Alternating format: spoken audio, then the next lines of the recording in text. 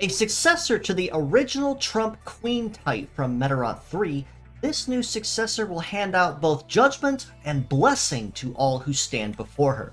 It is TQN01, Last Queen, with a completely brand new kit of Double Melt, Exhaustion, Lock Blow, Sea Legs, and the leg ability of Pick On, which buffs all leg stats, minus armor and heavy limit, for every negative debuff the user applies, stacking 5 times. Now, when the original Mayqueen first dropped in Medarot 3, and of course when she was re-released and re-debuted in Medarot and Medarot S, she definitely made herself very prominent as a queen of negative ailments, with a lot of different things that she could pack at her disposal. On top of this, she also was an incredible auxiliary support when she also chose to serve that role on the field and transform into Scepter mode. Last Queen in this case picks up right where Mayqueen steps off and basically does everything that the original did, if not better or even more potentially dangerous than the original even had a chance to be. Double Melt on the head part is a new melee skill that more or less essentially serves as a melee variant of the original Double Melt shot that was introduced with the Godzilla collaboration. But, to explain it simply, when attacking the target with Double Melt, it will inflict not 1, but 2 stacks of melt on the target in question. And yes, by the way, both of those damage over time effects stack on top of each other. So not only are you going to be melting twice as fast as you were before, but at a trade, Last Queen will also inflict a stack of melt on herself as a result of this overload. But given that she is fairly bulky in the armor department, and she does have another trick up her sleeve to kind of combat this, this becomes more of a threat for the opponent than it ever would be for herself. Exhaustion on the right arm is another brand new skill being introduced into the game, which serves twofold.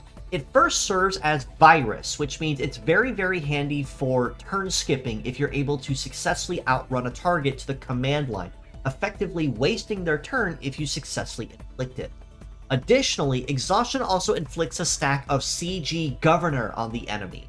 Now, this is a skill that we have not seen too terribly often in recent. So to explain it simply, CG Governor is a negative ailment that when applied to the target will have any charge of sustain that they earn or sustain unto themselves in any way. So this means if they charge Metaforce, instead of getting 30%, no, you are getting 15%. Any passive any passive metal nature gains, any charge sustain from charge plants or anything of the way, you are now having to face half of that through the entire duration that you're stuck with CG Governor, which makes her a true menace to anyone that has charge sustain as a reliancy in their overall team build. Lock Blow on the left arm, and the third brand new skill that Last Queen is introducing, is essentially just a melee version of Lock Shot. And Lock Blow in this case will inflict a no dodge and no defend status on the enemy in question. This means that every hit is not only guaranteed to land on that enemy in particular, but also guaranteed to be a critical hit on top of that for an extra added bonus. The only cost to Lock Blow is the fact that you cannot use it in succession, and requires a 1-turn cooldown before you can use it again. So if you do plan to use Lock Blow in any capacity, it's essentially recommended that you fire off and start with it, and then maybe resort to something like Exhaustion or Double Melt, and then you can go back to Lock Blow and do it again. Sea Legs means that Last Queen will have fairly solid coverage on most terrains with a fairly decent overall stat spread, at the cost of being just a little bit slower, but with slightly better terrain compatibility than, say, Flight or Multi-Leg. Now, in Last Queen's case, though, she does have a fairly solid base mobility at 795, so definitely faster than most other aquatic legs tend to be. But her evade is notably lower in a lot of cases, too. With an evade of 1552, she still will have a fairly solid time dodging or grazing, but she is going to be a little easier to hit. And being a sea leg means she also is susceptible to anyone that is using anti-sea.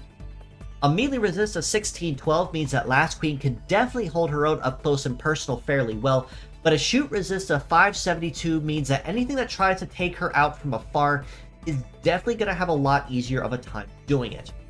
In the armor department, though, she is fairly bulky, with a head armor of 3,900, arms at just shy of 3,600 each, and legs at just shy of 45. She's definitely going to be fairly healthy in the bulk department, so even if the enemy sniper from afar tries to take her out quickly, she still can rely on a little bit of the bulk to pack things up fairly easily.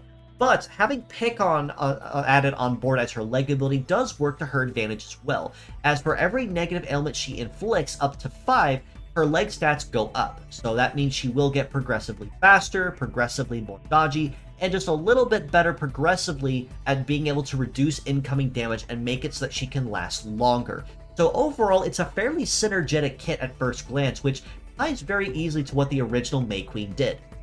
Now, also much like the original Mayqueen, Last Queen also can morph into a Royal Scepter-like form and exchange her overall fairly dominant melee support kit into a truly healing support auxiliary kit, with yet more new skills being added to the table, such as Reincarnate, All Guard, Rebuild, Float Legs, and the leg ability of White Mage, which trades of inflicting negative ailments for a leg stats plus for every healing skill used, also stacking 5 times. Now, in this form, she also takes after the original Mayqueen as well, but with a couple of minor changes that make her potentially more usable and a lot more dangerous, not just as a healer, but also even as a potential shield.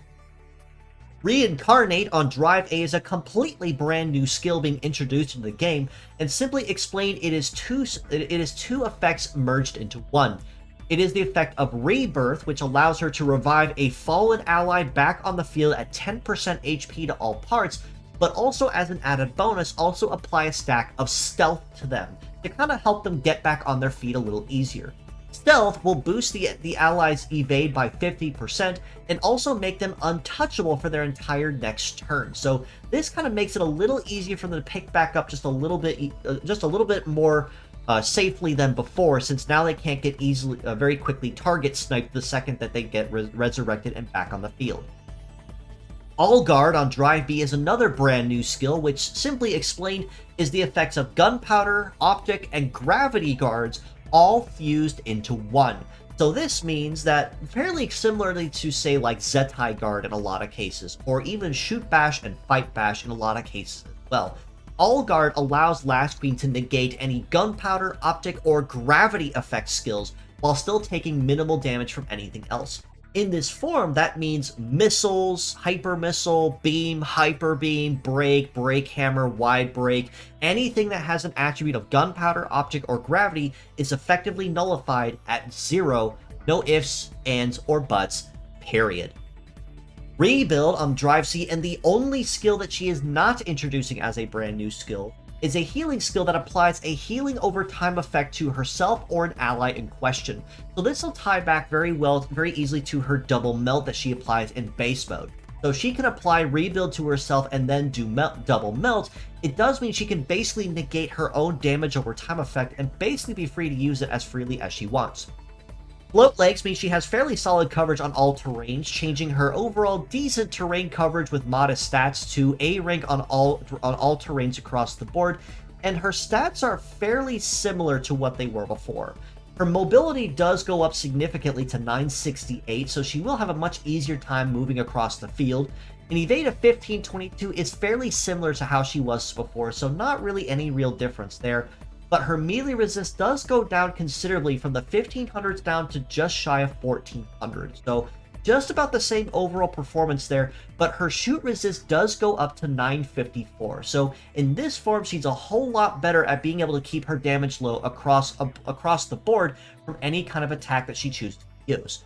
And with the ability of White Mage, the more times she uses a healing skill, these leg stats, much like Pick on in her base form, will also stack 5 times for being able to go faster, dodge more, or reduce damage just a little bit easier. All this being said though, as a pure set score, I honestly have to rate Last Queen a fairly solid and well-rounded 7 out of 10. She covers a lot of her weaknesses fairly well, and even if her overall speed isn't necessarily there in a lot of cases, and a lot of her skills do require a little bit of finesse to use, she does use all of her skills fairly solidly with no real setup or follow-up required across the team. Like I said, you can do Rebuild and Double Melt fairly solidly to cover her own damage over time effect from the melt. She has a lot of different ailments she can use, so she can stack a lot of stuff extremely quickly. And All Guard being able to pack 2 charges, much like, say, Perfect Guard in a lot of cases, will definitely make her fairly solid in the shielding department as well.